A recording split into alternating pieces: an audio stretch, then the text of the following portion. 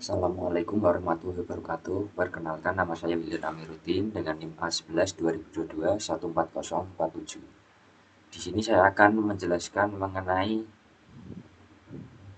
ini ujian BK Associated Data Scientist. Di sini itu membahas mengenai gagal jantung, yang mana di sini akan memprediksi apakah pasien dengan catatan medis gagal jantung itu bisa bertahan hidup atau tidak.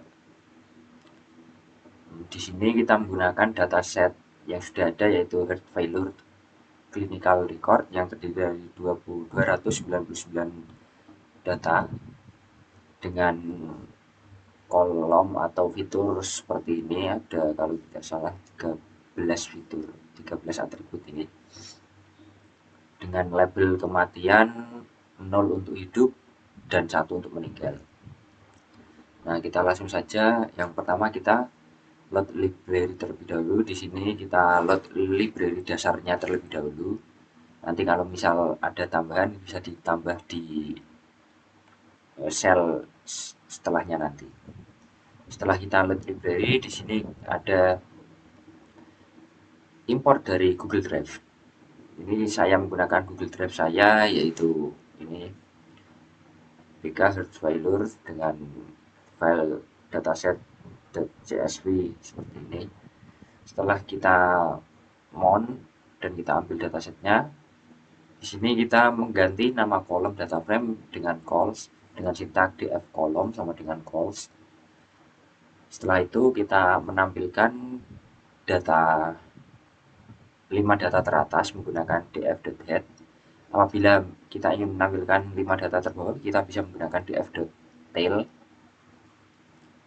dan yang lain. Kemudian kita akan menuju ke bab 2, yaitu menelaah data. Nah, ini kita melihat data-data yang ada pada dataset ini. Yang pertama, kita melihat informasi dari dataset.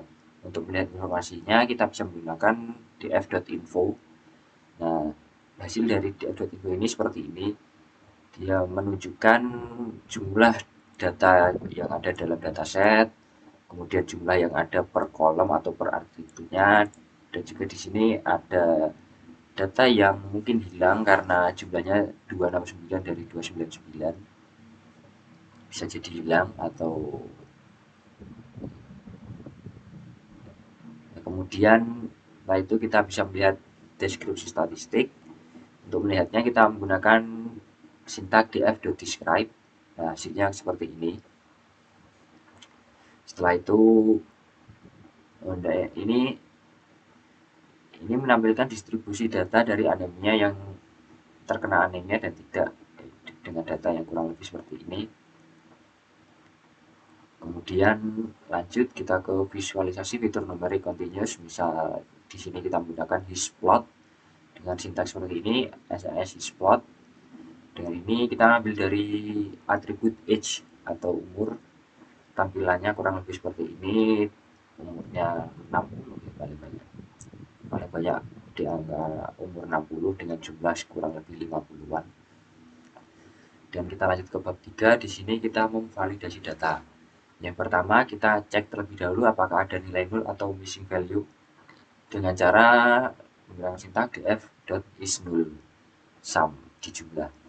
Nah, tampilannya kurang lebih seperti ini. Di age ada 30 data yang hilang, creatin ada 15, ejection fraction 3, platelets 30, smoking 24.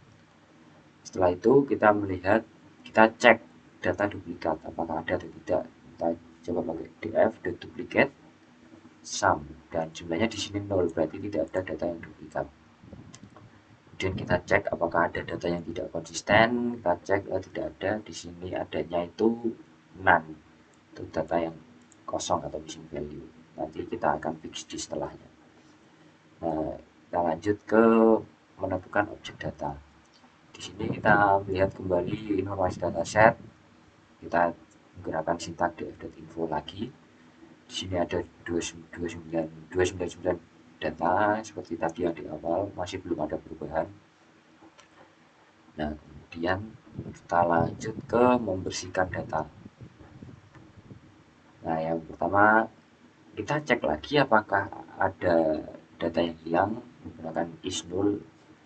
Nah, masih ada data yang hilang ya, ini 30, 15, 3, 30, 24, masih cukup banyak.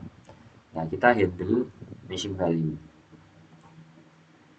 Yang pertama di age, creatine, phoskinase, sama ejection fraction, sama platelets. Di sini kita mengatasinya untuk 4 atribut itu menggunakan median. Yang kosong diganti dengan nilai median. Kemudian yang untuk smoking di sini kita ganti menggunakan nilai modus. Setelah kita atasi masalah missing value-nya, kita lanjut ke cek kembali atau diverifikasi kembali apakah masih ada missing value atau tidak dengan sintaks seperti tadi, dan hasilnya. Nah, sekarang untuk age, creatine maksudnya ejection fraction dan lain-lain sudah menjadi nol, artinya data missing value-nya sudah teratasi dan tidak ada missing value lagi. Kemudian kita cek data duplikat. Nah, kita cek dan atasi. Di sini kita menggunakan drop duplikat apabila ada, tapi di sini outputnya tidak ditemukan data duplikat, berarti tidak ada data duplikat. Kemudian kita lanjut ke bab 6. Di sini kita akan mengkonstruksi data.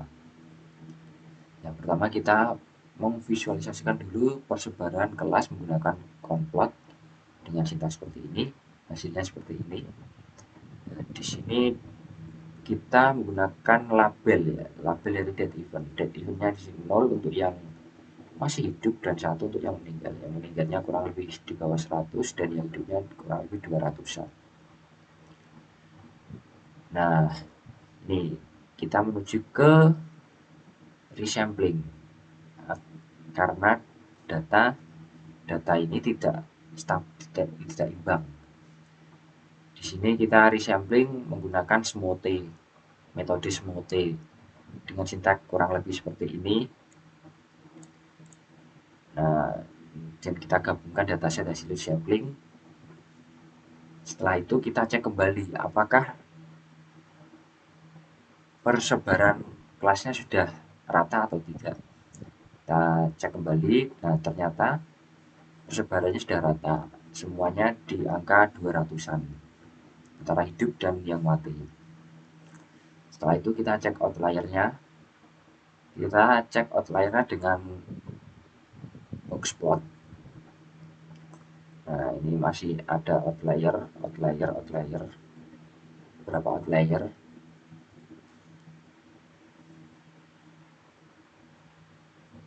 Setelah itu kita lihat korelasi antar fitur. Di sini untuk mengeceknya kita menggunakan heat map dengan sintaks kurang lebih seperti ini. Ini korelasinya semakin merah warnanya semakin berkorelasi dan semakin cerah warnanya, atau semakin biru semakin tidak berkorelasi. Lanjut, kita ambil dua fitur utama yang akan kita coba, yaitu serum creatine dan ejection fraction. Nah, kita ambil dua ini. Kemudian untuk pembandingnya kita ambil semua fitur, karena di sini kita akan membandingkan apakah dua fitur ini sudah bisa menggantikan semua fitur yang ada di dataset. Langsung saja kita lanjut ke bab 7 untuk menentukan label data. Nah, kita ini import lagi karena tadi yang di atas masih kurang library-nya. Yang pertama kita pisahkan fitur X dan Y-nya. Nah, ini untuk yang dua fitur tadi, yang ini, yang creatine, serum creatine dan ejection fraction, kita pisahkan dua fitur, dan yang untuk all fitur juga kita pisahkan. Nah, sebelum itu kita normalisasi terlebih dahulu. Kita di sini menggunakan opus scaler. Untuk yang dua fitur dan all fitur, dua-duanya kita normalisasi. Setelah itu kita split datasetnya. Di sini kita menggunakan perbandingan 80/20 untuk yang dua fitur, dan yang all fiturnya juga menggunakan 80/20. Lanjut saja, langsung saja kita ke bab 8 untuk membangun model. Nah, kita di sini import library lagi karena di atas masih kurang.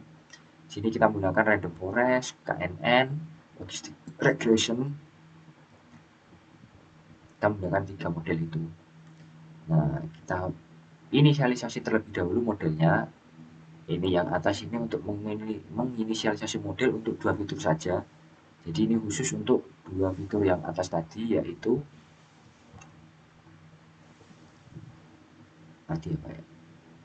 serum creatine dan ejection fraction. Nah, bagian bawah ini untuk all fitur dari yang age sampai yang terakhir tadi. Jadi kita punya 3 model yang dibagi menjadi dua, jadi 6 model. Dan kita langsung ke, nah ini model yang pertama, random forest. Untuk dievaluasi random forest kita mendapatkan hasil kurang lebih seperti ini dengan akurasi 0,76, recallnya yang hidup tuh 73 dan yang mati 78, kurang lebih seperti itu.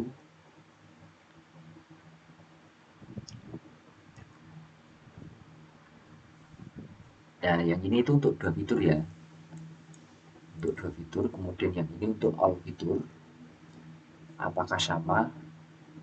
Nah, di sini masih berbeda ya, mungkin kita di prosesinya masih kurang, jadi hasilnya berbeda dan masih lebih tinggi yang all fitur. Kemudian kita ke KNN. Nah, di sini KNN untuk dua fitur, kita menggunakan dua fitur, hasilnya kurang lebih seperti ini, akurasinya 76.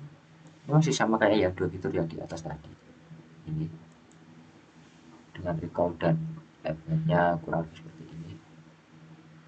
Kurang lebih seperti ini, kurang lebih sama. Dan KNN untuk yang all fiturnya juga seperti ini, F-line score-nya masih lebih tinggi. Mungkin nanti bisa diperbaiki lagi untuk source code-nya dan processing atau tuningnya. Setelah KNN kita ada logistic regression. Di sini logistic regression untuk dua fiturnya terlebih dahulu. Dari dua fitur ini kita mendapatkan akurasi 0,79 dan recall dan F-nya kurang lebih seperti ini. Nah, untuk logistic regression untuk yang all fiturnya kurang lebih seperti ini, akurasinya masih lebih tinggi yaitu 0,84, dengan recall dan F-line score-nya kurang lebih datanya seperti ini. Dan yang terakhir ada bab 9, kita mengevaluasi hasil pemodelan. Nah, di sini kita akan membandingkan semuanya. Nah, kita bandingkan ini yang random forest 2 fitur, KNN 2 fitur, logistic regression 2 fitur, random forest all fitur, KNN all fitur, logistic regression all fitur. Nah, hasilnya kurang seperti ini. Nah, ini masih ada perbedaan yang cukup signifikan. Untuk itu kita perlu eksplorasi lebih dalam lagi dan mungkin di processing atau tuning lagi. Nah, 3 model yang mesti akurasi tertinggi. Nah, di sini akurasi tertingginya dimiliki oleh random forest all fitur dengan akurasi kurang tadi di 89 atau berapa. Nah, 88 ini random forest all fitur, KNN all fitur, dan logistic regression all fitur. Itu 3 yang tertinggi. Dari bagaimana, nah untuk sekarang model yang akurat masih dipegang oleh random forest all fitur dengan akurasi 0,88.